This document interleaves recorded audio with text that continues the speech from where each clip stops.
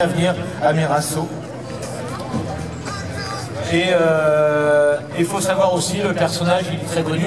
Il a été un des premiers à faire du karting en France, quand le karting n'était pas connu, dans les années 60.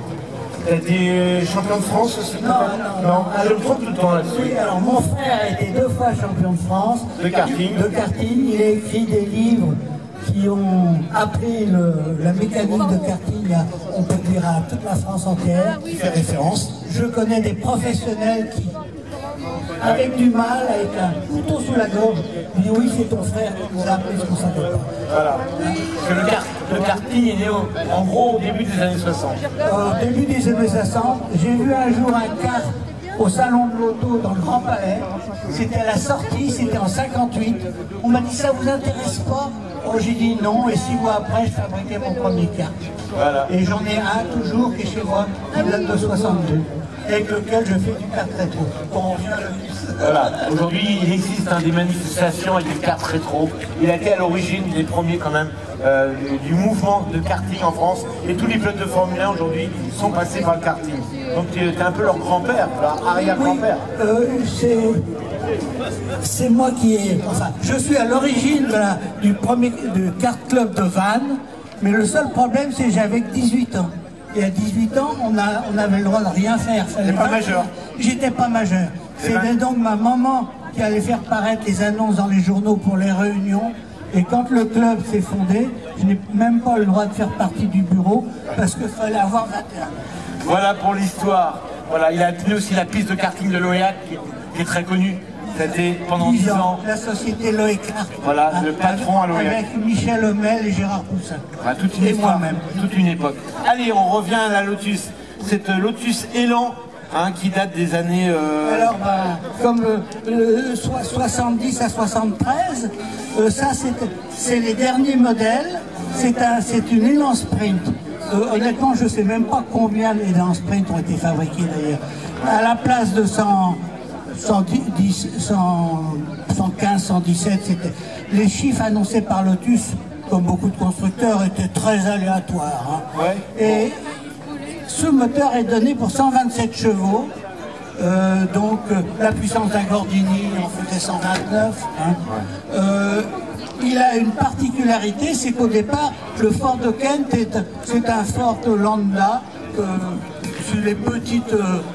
les Cortina, oui, ça a commencé à 1000 cm3, ils ont fini par le monter à 1600 et même en 1700. Voilà.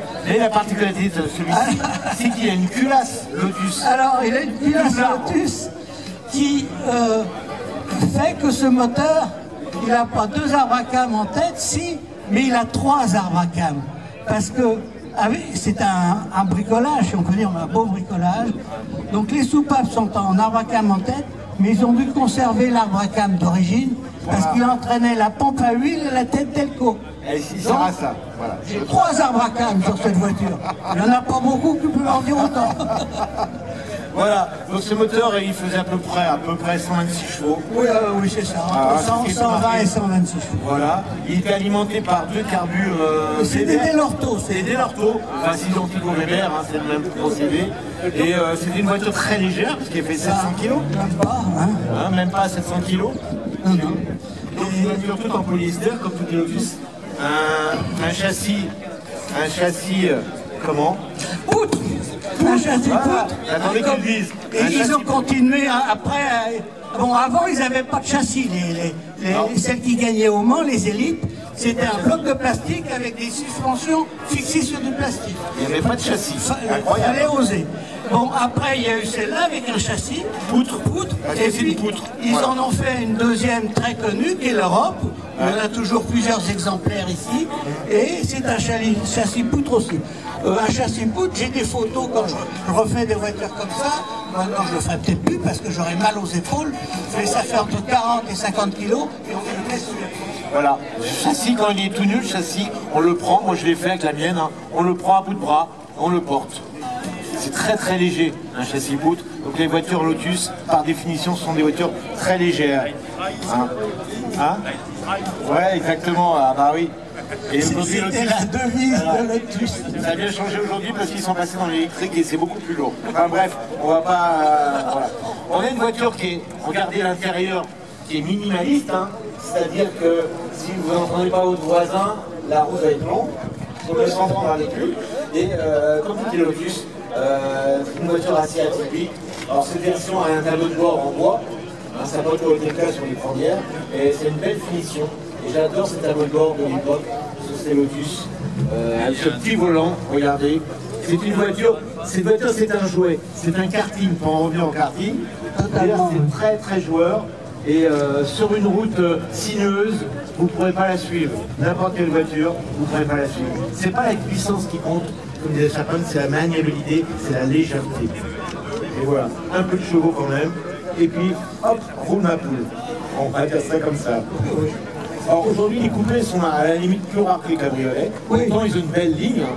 C'est une belle lunette arrière panoramique. Et il y a beaucoup d'ailleurs aussi de coupés qu'on les transforme en cabriolet. C'est assez facile, hein. Un coup de scie, et voilà. Et on se retrouvait avec une voiture décapotable. C'est une des premières voitures aussi à avoir des pare-chocs en plastique, hein, en polyester, intégrés à la carrosserie. Des phares, je ne sais pas comment ils sont ceux-là, c'est par dépression, je crois. Hein, regardez les phares, c'est tout mignon quand ça s'ouvre. Il y a encore la dépression. Voilà, il s'ouvre. Bon, il manque il y a dans le châssis poutre à l'avant, il y a un réservoir qui fait une certaine quantité de dépression et ça permet de manœuvrer plusieurs fois, comme je viens de faire, les phares sans que le moteur soit en route. Voilà. Et quand ça ne marche pas, ça va être le châssis pourri. Alors, je n'ai pas actuellement le rouleau de scotch, mais en général, je roulais avec un rouleau de scotch et j'ai bien fait, parce qu'un jour, on m'avait demandé d'aller au Mans pour la promenade des pilotes aux 24 heures dans la ville du Mans. La parade. Et quand j'ai voulu reprendre la voiture, j'avais cassé l'arrivée de dépression et on scotchait les phares pour pouvoir rouler de nuit. Pour pas qu'ils se ramènent. C'est ça le problème de cette voiture. Mais sinon, c'est une voiture sans problème.